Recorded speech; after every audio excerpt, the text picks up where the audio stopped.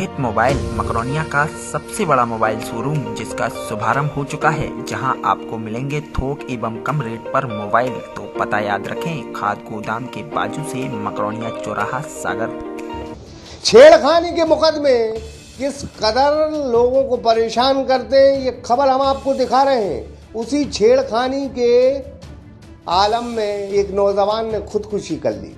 असलियत में उस पर झूठा छेड़खानी का मुकदमा दर्ज हुआ था। उसके परिवार को पड़ोसी 10 सालों से परेशान कर रहे थे। वो जमीन जायदाद का विवाद था। इन्हीं के चक्कर में उस नौजवान ने खुदकुशी की। एक ऑडियो भी छोड़ा है, साथ में सुसाइड नोट भी छोड़ा है। मैं ब्रह्मदत्त दुबे हूं, आप सागर एक्सप्रेस न्यूज देख रहे हैं। खबर मध्य प्रदेश के बंडा के विनायका थाने से जुड़ी है, लेकिन पुलिस तो देखो, सारे सबूत होने के बाद पुलिस कार्रवाई नहीं कर रही थी। सुसाइड नोट है, ऑडियो क्लिप है, लेकिन पुलिस तो पुलिस है भाई। पुलिस कोई मर जाए उस पर भी पुलिसियागिरी करती है। आला पुलिस ऑफिसरों ने उस थाने के पुलिस ऑफिसर को डांटा, जब जाके मामला दर्ज हुआ। भाई गजब है पुलिस। एक मरने वाले व्यक्ति पर ऐसी पुलिसियागिरी न मत करो, नहीं तो गली चौराहों में बदनाम हो जाओगे। देखिए इस रिपोर्ट को सागर एक्सप्रेस न्यूज के साथ।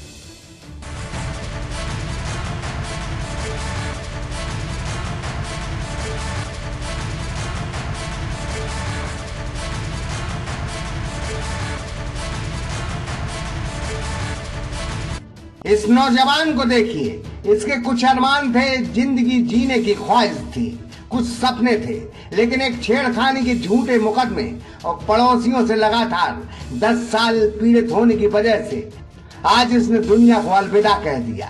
खबर मध्य प्रदेश के सागर जिले के बंडा क्षेत्र के विनायका से जुड़ी है, जहां राम भजन दांगी ने झूठे छेड़खानी और अपने परिवार पर पड़ोसियों की प्रताड़ना से तंग आकर फांसी के फंदे पर झूलकर खुदकुशी कर ली। इसने मौत के पहले एक ऑडियो बनाया था। इसने मौत के पहले एक सुसाइड नोट छोड़ा था। इसने मौत के पहले अपने हाथ पर आरोपियों के नाम लिखे थे। लेकिन इन तमाम सबूतों के बावजूद पुलिस ने जब मुकदमा दर्ज नहीं किया, एसपी के दरबार में गुहार लगाई, फिर जाके मुकदमा दर्ज हुआ। देखिए इसकी ऑडियो क्लिप, क्या कहता है मरने से पहले यह नौजवान। माँ, मुझे माफ कर देना।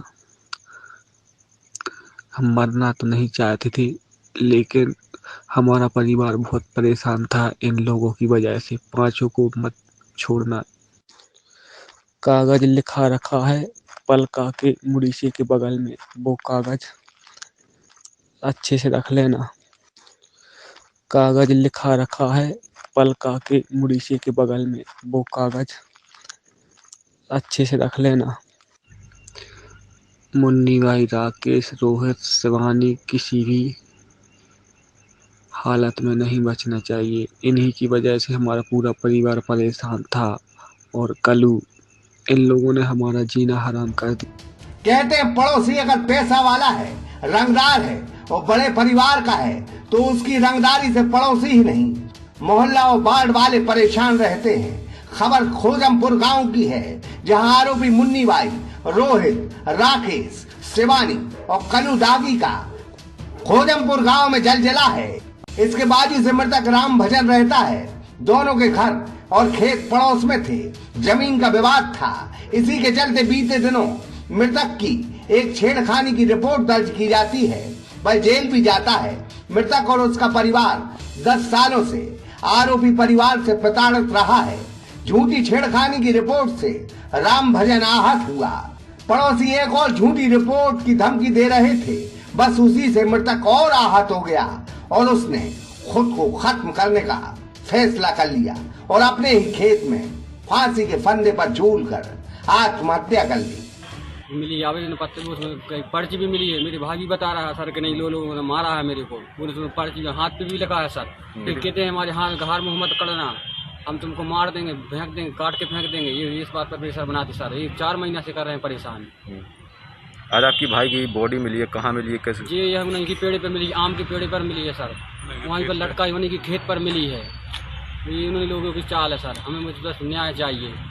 क्या उन्हीं ने किया है ये? उन्हीं लोगों ने किया? जी सर, उन्हीं लोगों ने किया। उन्हीं का नाम लिखा है, हाथ पे लिखा है, मोबाइल में रिकॉर्डिंग है सर हमारे पास। बनेगा की पुलिस पहुंची। मृतक ने अपने हाथ में आरोपियों के नाम लिखे थे। उसके मोबाइल में एक ऑडियो भी था, साथ में सुसाइड नोट भी था।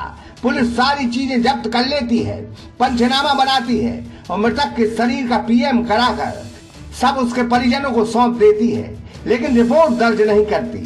आलम यह रहा कि मृतक के परिवार एसपी के दरबार आए, जब अतिरिक्त पुलिस अधीक्षक विक्रम सिंह ने बनेगा पुलिस प्रभारी को फटकार लगाई, तब जाकर सुनवाई हो सकी।